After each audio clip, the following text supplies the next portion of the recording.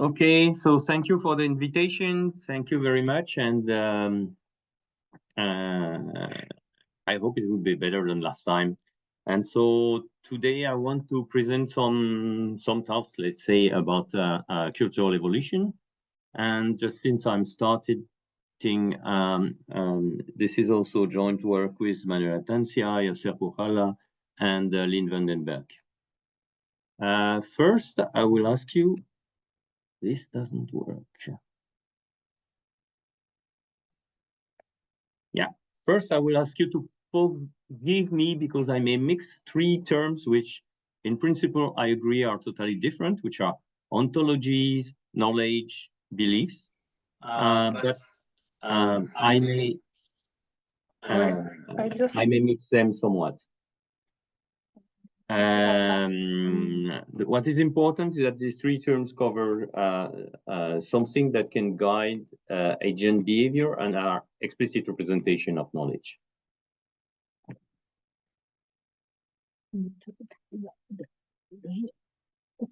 Okay, so in the presentation, I will not just talk about ontology evolution. I will have a very specific angle on that, which is relatively social, and it will be related to cultural knowledge evolution. So I will try to explain you what it is about, and then I will come back to what kind of formal model we can have of that. And I will talk about two examples of distributed belief revision. So why ontology evolution? Eventually, you may argue that ontology are created once and forever, and that they are there and they are perfect and they will never change. Otherwise, we basically all know that we spend some time creating these ontologies, and even ourselves, we can make mistakes and we will have to correct them. Or the purpose of the ontology may change and we may have to correct them. Okay, so ontology evolution is part of the ontological engineering, I would say. So there is one way to say it, that you've got to make this marvelous ontology, and there is some need because there is errors in the ontology, so you want to make correction. It is not complete enough, so you want to make completion. It is not nice enough, so you want to make some improvement in the way things are organized. Or eventually, the domain that is modeled has changed, and you want to keep up with it. And this is the reason to perform knowledge ontology evolution. But this works well in what I would call the centralized case. Okay, you can have a committee, which is the committee which decide how the ontology evolve, and they meet regularly every 6 months to decide what has to be changed or not. They can argue among themselves, but there is one ontology. Some people may think that this works, but there is other things in the way ontologies are used in reality, and in particular in our networked world or in the semantic world. Okay, so basically, people have a copy of an ontology, and so someone raises his hand. And there is a chat. You can follow this? I continue? Yeah. Okay. And so maybe this is a problem, the control bar. Can it be put somewhere else? Yeah, I will put it away. Yeah. I guess, no, I cannot. Doesn't want me to put it away. It's too big.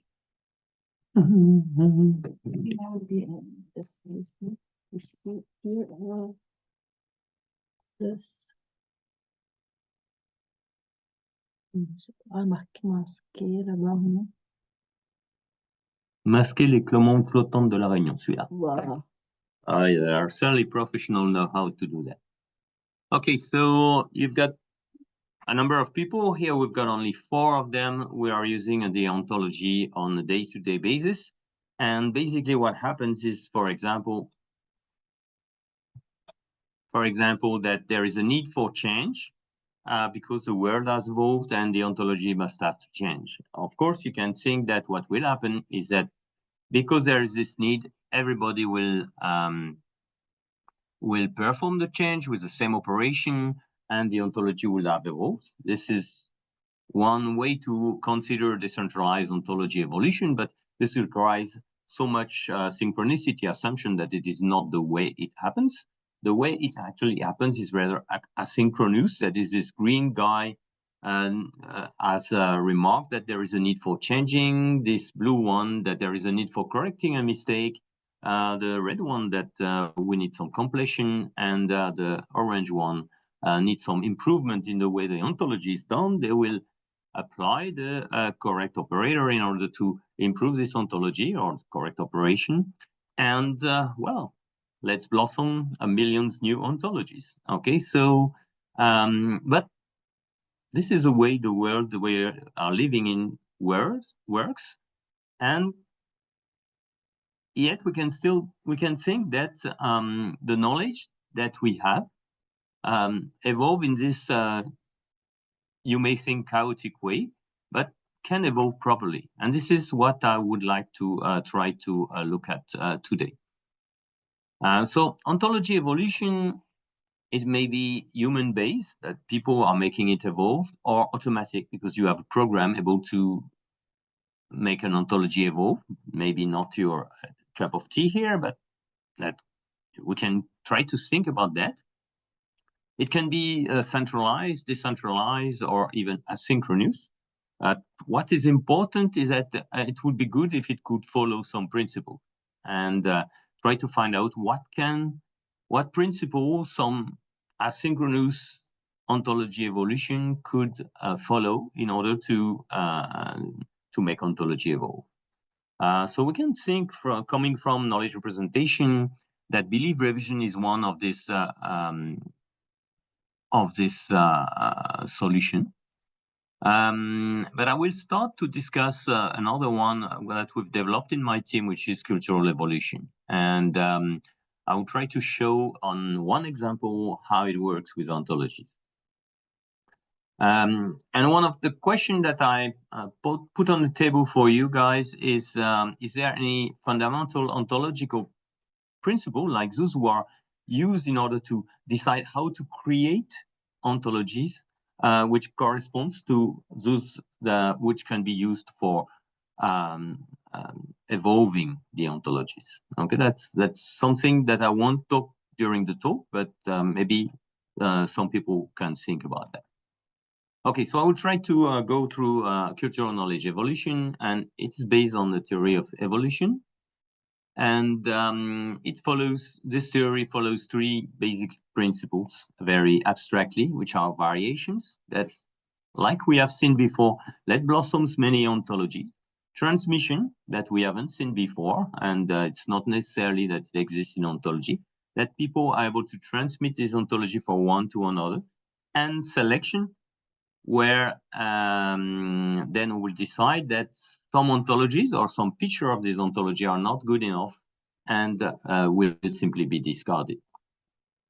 And what I would argue is that if an ontology is useful, then necessarily there will be variation because people will try to improve it in various ways, and selection because if they are used, some of them will not be that good and they could be selected. So this slide is just in the middle here, but it was, I think it would be interesting. Usually evolution theory is not about just changing one thing.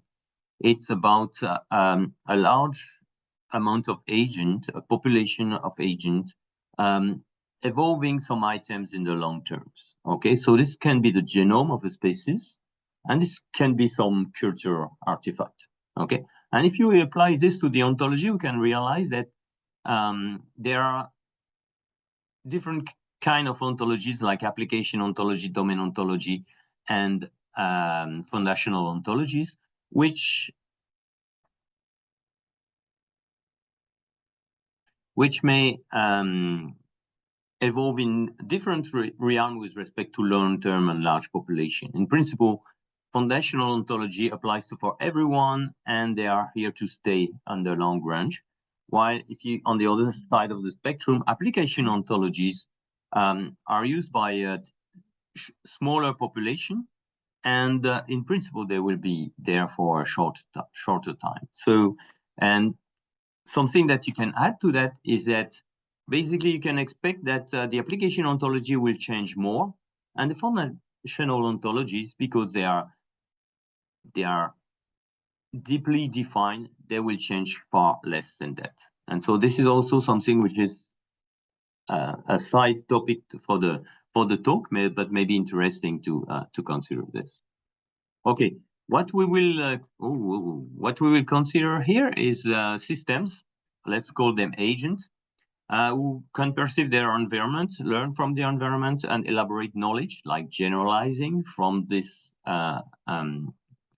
observation, and act above the environment. And of course, the first point, like this is basically what's done a lot nowadays with artificial intelligence systems, is that from the environment, you will learn by observing.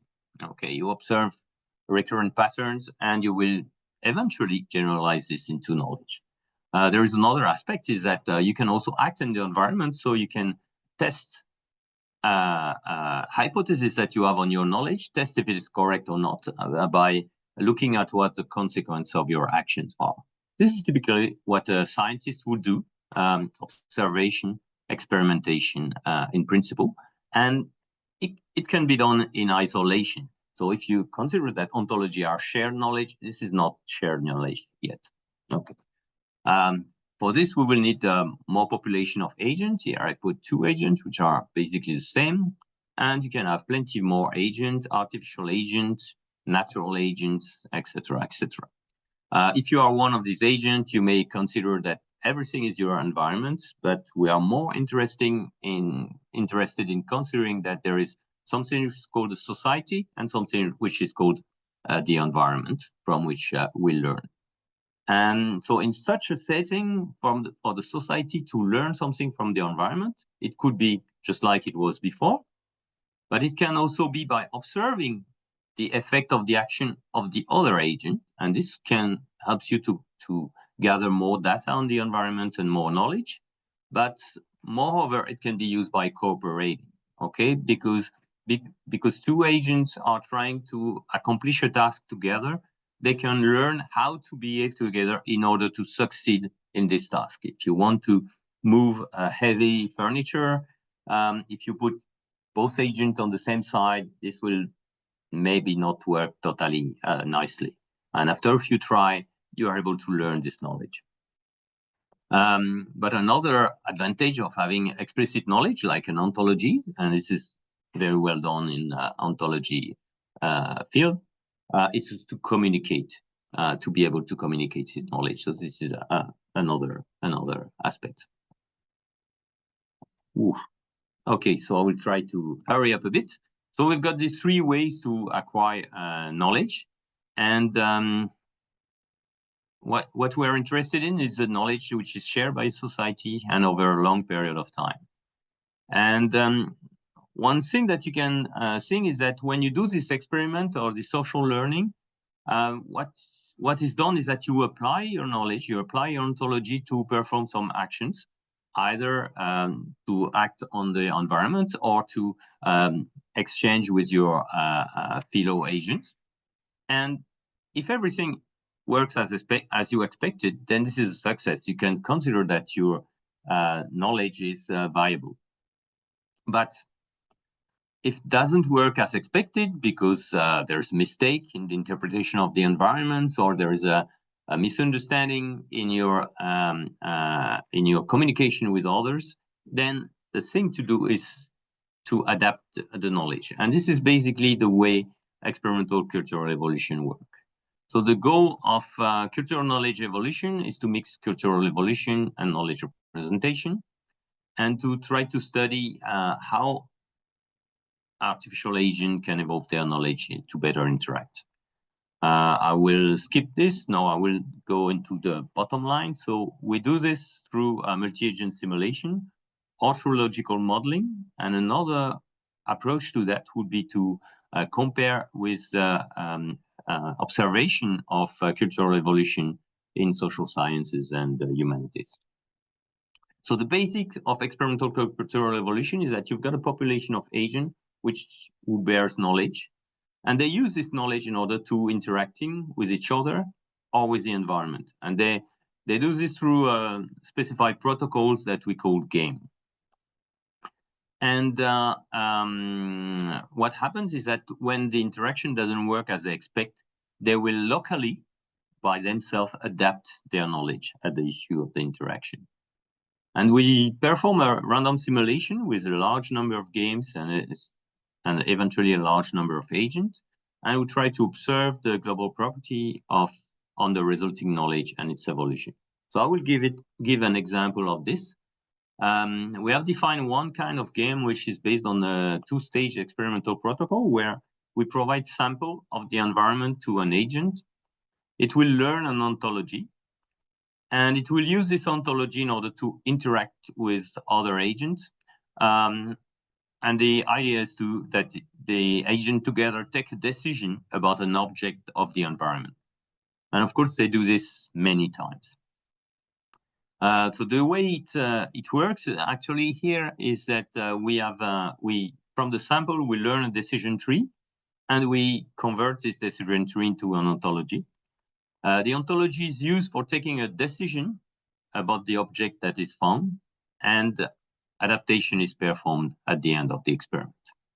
So to be a bit more precise, here is kind of stuff that you got in the environment. You've got objects like rock and rabbits, tigers, cats, and others.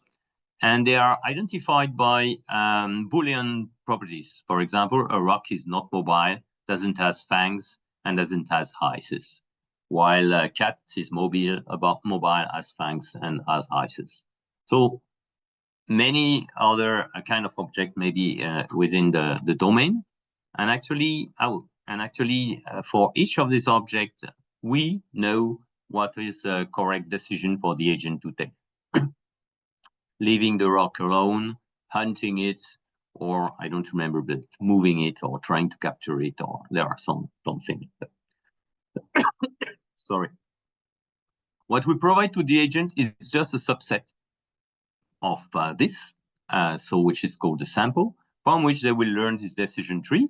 So they learn that if the object is not mobile, then we will leave it alone. If it has fangs, then depending on if it's mobile, then depending on if it has fangs, we will hunt it or leave it. Okay, so this decision tree corresponds actually to the sample. And what we do after that is we create an ontology which corresponds exactly to this decision tree, and we connect it to a decision ontology, which will tell us what to do. So each agent has its own ontology, and the decision ontology is common to all the agents. The way this agent will play, here you can see agent A and agent B, and they have their ontology and the connection to the decision ontology. And an object has been taken as random, which is a rock, and agent A, if it has a rock, we'll find that the rock belongs to class A because it doesn't have ices, and so it has to leave it. Okay, and agent B will say, oh, the decision is leave because the rock is not mobile, and so not mobile is connected to leave. Then this is success. However, if I take a lion, okay, I will have agent A which says, okay, we must hunt the lion, and agent B say, no, we must leave it. So for the same kind of reason as before. And so then this is a failure because the agents are not able to coordinate in order to take an action in their environment. So what will happen in this case is that one agent, here it is agent A, will change his ontology to adopt the decision of agent B. The way he will, okay. The way it will do that is that it will ask agent B what are the reasons for thinking that the agent must be left, and agent B will answer, it is because it is mobile and has fangs. And so agent A will transform his ontology in order to include this. And basically, all those which are mobile and as fangs will be left. And those who are not mobile or not as fangs will be hunted. Okay, so this is a kind of change of this ontology by just doing this. Just a note, here the agent communicates for doing this, but it is possible to do it without any further communication between the agent. Okay, so the question when you do this with a relatively long experiment is, okay, do agent converge to a successful interaction? That is, at some point there is always success. So they agree on each possible object that they could encounter. Another point is that, okay, we know what are the decisions, not the agent. And so we can compute some accuracy measure and to know if the ontology is correct. And so the question is, do they improve the correctness of the ontology? And the last question is, do they end up with the same ontology? There is a shared ontology that can be used among this community of agents. And okay, I will come back on this question. So we run this experiment with various factors and performed some tests on it. And the answer is basically, do agents converge to successful interaction is yes. Okay, the protocol is made so that this is what will happen in the end. So it is really happened. Does the correctness of agent is improved? So it's interesting because the first, if we check statistically, the answer is yes. The ontology are more correct than at the beginning. But this is an average. The strong version of this question is for, does each agent has a better ontology? And this is not really true, because in a few % of the cases, then there may be some information or some knowledge that is lost by agent. But globally, in most of the case, yes, the ontology improve. And do agents have the same ontology? The answer is no. So you maybe, if you really think that ontologies should be shared the same by everyone, you may be a bit upset by this. But we care, because we are trying to apply evolution theory. We care about diversity. So we are quite happy that actually the agents don't share the same ontology. Of course, for having this previous result, more correct, more successful, the ontology are getting closer and closer. Okay, but they are not necessarily the same in most of the cases as well. Of course, depending on the parameter, this may change.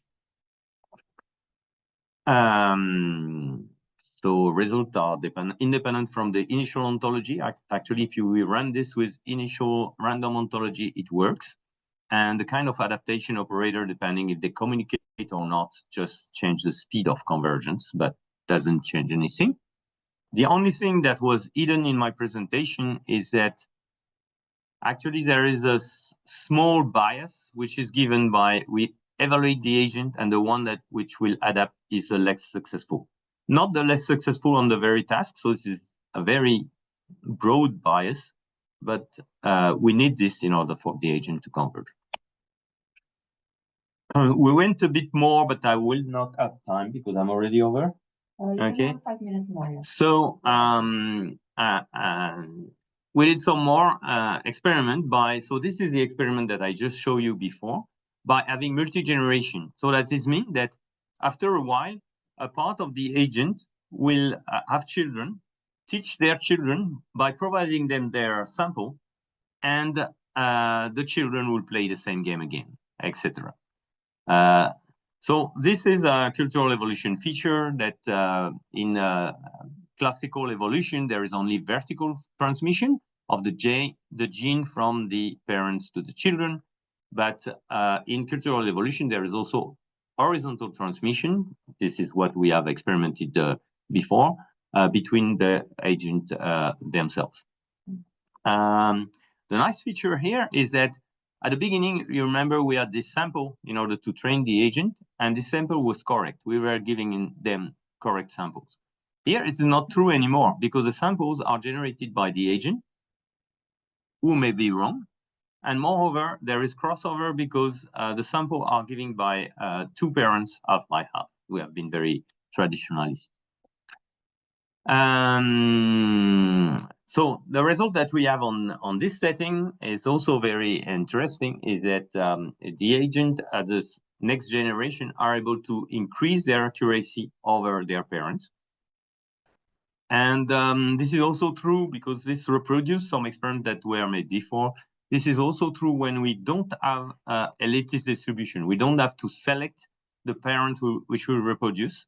But what is needed is that the agent has quite some times to do horizontal transmission, so they will have a real culture which is shared by everybody. And diversity is still preserved. Okay. So this was some kind of result, very summarized about how to evolve in a distributed way ontologies. The question that I will ask is here is, what is the theoretical side of it? We try to approach this in a theoretical way, and basically that's we've got agents which have knowledge that they use to behave. The feedback tell them it is correct or not, and they adapt their ontologies in consequence. So this seems to be like a good job for something like belief revision. But the point is that there are plenty of ways to consider belief revision in this case. So, for example, I developed a few years ago revision in network of ontologies, and we could consider that we have this. I won't detail this much. You may also consider proposals that have been made by people in Lens and in Tokyo about belief revision flow or belief revision games, where agents directly exchange their belief instead of collaborate. So it doesn't fit very well, but it also could be eventually connected and adapted. I won't talk about that, but I will talk about the two next items, which are accounting for belief revision in dynamic logic, in dynamic epistemic logic first, and distributed partial mean revision. And I hope I will be short. So what provide dynamic epistemic logic? Logic for expressing the beliefs and the knowledge of agent. This is what we need. Announcements, which are actions in the language, and this action may introduce new knowledge and belief, and basically the knowledge that the game failed is typically what we need, and these announcements are interpreted as transforming the model to confront with it. So what we did is that we tried to transform the state of the game that I showed you before into DEL theories, so dynamic epistemic logic theories, by basically transforming the thing that can be changed as belief and the thing that don't have to change as knowledge. Then we are able to use the model theoretical framework of this logic. Then when we play the game, basically what happens is that there is an issue of the game, which will transform the game. This is a kind of adaptation operator. And what we did is we have another transformation, which will transform this adaptation operator instead into an announcement, which will provide us with a new theory. Okay, and this is the idea of using DEL for modeling the kind of system that we design. So we use that not really for modeling experiment, but we use that for evaluating the correctness of the operator that we have defined. So I don't. And of course, what we want to know is if this is a good model, or if the agents are implementing something sensible for the dynamic epistemic logic side, that this diagram commutes. That is, if you apply the transformation of the operator to the transformation of the state, then it's the same as applying the transformation to the adapted state. And it's not necessarily the case. This is nearly my last slide, and I will talk about distributed partial mean revision. So what we saw with dynamic epistemic logic is to have something which is trying to model the whole thing, okay, as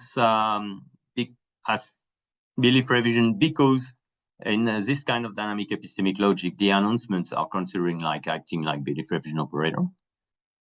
Here, what we'll do is exactly the opposite, or maybe this or not, okay. That is to model a partial a belief revision operator with the system, with the distributed system. We can think it about that. So what is the idea of belief revision? You've got an ontology O or a knowledge K, and you want to revise it with a specific formula phi here, okay? And the question is how to do this. And the way to do this in some very general way of doing this is to select the maximal subtheories of the ontology, which are consistent with phi, okay? Because the point of belief revision is when a phi is inconsistent with the ontology. So you take the maximal subtheories which are consistent, and you can take the intersection of this, and you can now add phi because it's consistent with phi once you have this theory. Each of them is consistent. And this is called full mean revision. You have partial mean revision with, instead you use a selection operator, which tells you that you won't take the intersection of all the maximal subconsistent theory, but only those that you want to select yourself, okay? And at the other side of the spectrum, there is a maxi choice operator, which will actually select only one of the maximum subtheory of O. And of course, this entails this, this entails this. This means that when you do full mean, you lose a lot of information. And when you do maxi choice, you do rather what you would do yourself. But partial mean is a generalization of the two cases. So this is why it's an interesting state. So let's try to implement this with agents who actually apply a maxi choice operator. We've got four agents, 1, 2, 3, 4, and they've got an ontology O at the beginning. And basically what this one will revise with his own operator that they found gamma 1, help him to, or help it to select the maximum subtheory. Then A3 did the same. A2 and A4 did both the same. They use gamma 2 in order to select the maximal subtheory, which is consistent. So the problem with doing this distributed way of partial revision is that the common knowledge is not really far from full mean, because if you do the intersection of the three selection operator, here you will have lost a lot of information. But if you want to consider distributed knowledge, so common knowledge is the intersection of the knowledge of the agent, distributed knowledge is the union of their knowledge. If you take distributed knowledge, then it would be inconsistent. Okay, so it's not really satisfying, but the one good point is that the agents are still able to work because each of the agents has a consistent theory now. Okay, so imagine that now they revise with other formula, lambda, kappa, psi, etc. And what happened is that in order to revise with lambda, actually A1 choose gamma 2. Okay, that's, I don't mean that it changes the selection operator, but this selection operator had the same effect of gamma 2 after. Okay. A3 has used gamma 1, and then gamma 2 in the end has been useful as well. And for A4, because there is an inconsistency with this, is at gamma 3. Here we have an interesting situation because the distributed knowledge is consistent. Okay. Why? Well, actually, it's consistent with respect to phi. Why? Because they all have applied gamma 2, and so their result is consistent with phi. Okay, and somewhat you can consider that you identify gamma 2 not as faulty, but at the best maximal subtheory. What is interesting in this is that it is dynamic; it continues. Okay, because basically A1 has not been aware of kappa. And But the interesting point is that the selection operator, which is actually the most difficult thing if you implement syntactic belief revision, is to define the selection operator. Here, it is given for free because what will select actually the maximum solve theory is the event in which the agent will be confronted. Okay, and that's just an idea. There's actually no work completed on that. And I will conclude, and this is my last slide. I wanted to do some link between various things like heterogeneity, which has been called variation in the evolution context, revision and evolution. Okay, I kind of argue that an ontology that is used need to evolve, and I wrote the opposite. But it's really interesting to understand how this should be done. And this could understanding what happens in life, what should happen. And this is really what we try to do, trying to find what are the rules that agent could follow in order to have relatively good results. And how could we make it happen is to develop tools for doing this.